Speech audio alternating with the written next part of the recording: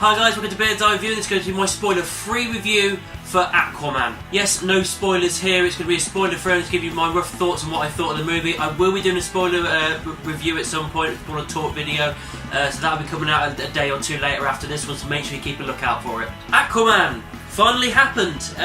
Directed by James Wan, and obviously stars Jason Momoa.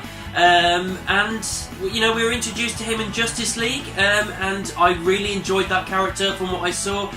Momoa just made that character a badass, he made him fun, and in this film it is no different. We get a lot more into his backstory, into his character himself, and everything that goes on with that, about him and Atlantis and the land and the sea. This entire thing is an origin story, all the while being in the present day, so it takes place after Justice League, so it's not like it's a prequel or anything like that. It is a way of being an origin story but in the present day, and I really quite like how they did that. They did plenty of like flashbacks and scenes crossing over from past to present, and the way they kind of executed that with their scenes was really quite enjoyable. Amber Heard playing Mira, I think it's Amber Heard anyway, tell me if I'm wrong. Yeah, I really enjoyed the character. I like the look of they did quite a lot of justice the way she looked. He looked quite cool. I think everything that went on with her and Arthur worked really well. She was kind of the bridge between land and sea for him, you know, trying to basically be his conscience in a way.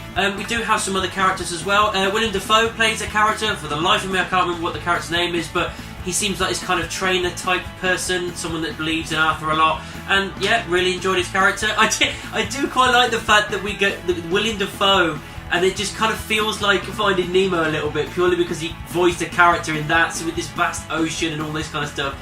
I don't know why, but I just quite like that marriage. One thing I just absolutely loved about this film was the special effects, and just everything about it was beautiful from start to finish. Just every CGI moment, every special effect, every massive open moment when they show you Atlantis, when they show you different battles and all these things.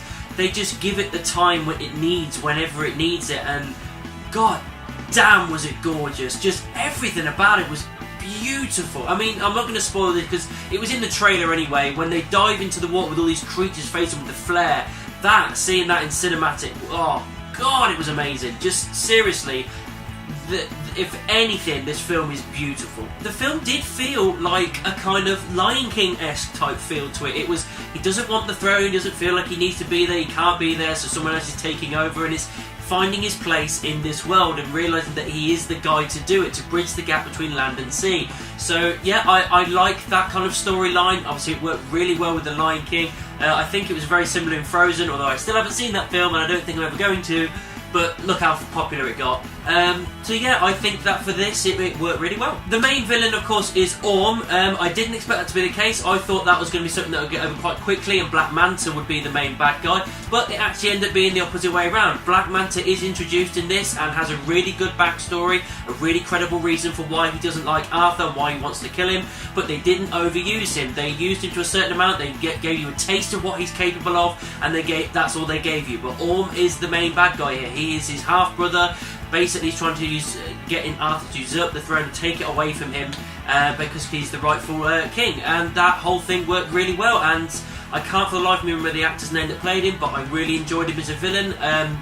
I suppose in certain areas it's a little bit stock, but you know, as the character develops and the film develops and the stories develop, I got on board with it. I quite enjoyed the chemistry that they had. Yeah, as I said, Black Manta, from what, you know, we didn't have loads, but he was in the film, and what I saw, I really enjoyed. I can't, again, remember the actor's name that played him, but yeah, I really liked it. I think it was a good introduction to the character. It didn't overuse him, it didn't underuse him, it gave him the right amount and didn't pull focus away from King Orm or the main story that's being told. So yeah, I think it's a good way to bring him into it, and I'm looking forward to hopefully seeing more with that character. Of course, the main person here is Jason Momoa as AquaMan. Just nails it. Just absolutely nails it. Every scene he's in, it's fun, or it's epic, or it's cool. He's like the big brother you wish you fucking had, because he is just so awesome. He makes everything he touches turn to gold.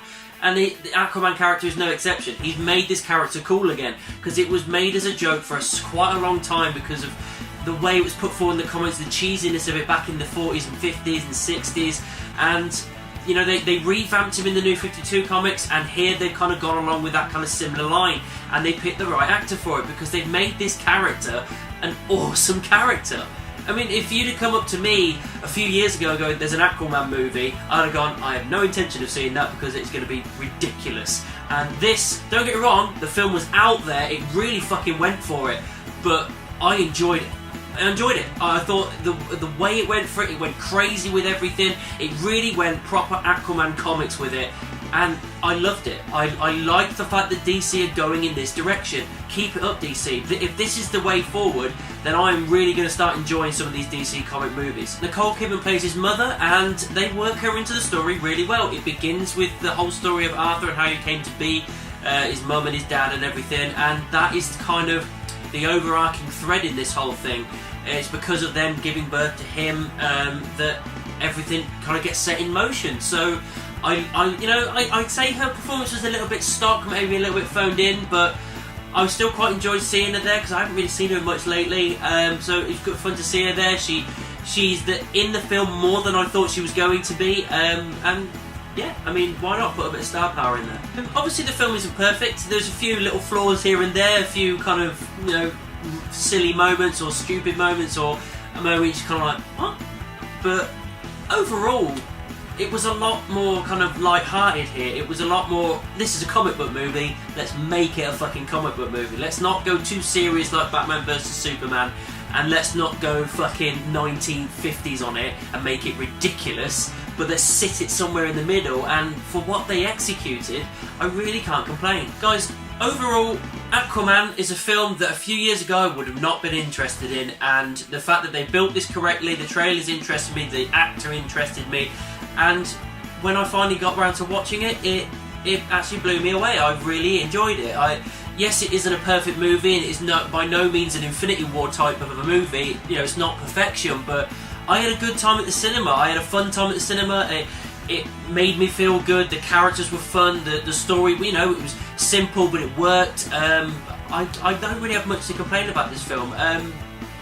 Yeah, it's not. It may not be, you know, the most blockbuster film of all time, but it is a real good stepping stone to getting DC where Marvel are, and I think this is a real good chunk that makes them go, right, we can fucking do this, and this is a good way to start things.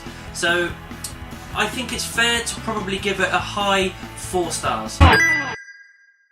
So that's what I thought of the Aquaman movie. What did you think about it? Let me know down in the comments or send me an email. You can also find me on the various social media, Facebook, Twitter, Instagram and Tumblr. Just type in Beard's Eye View anyway and I'm sure you'll find me. Don't forget to like, subscribe and share my videos. And I'll see you soon.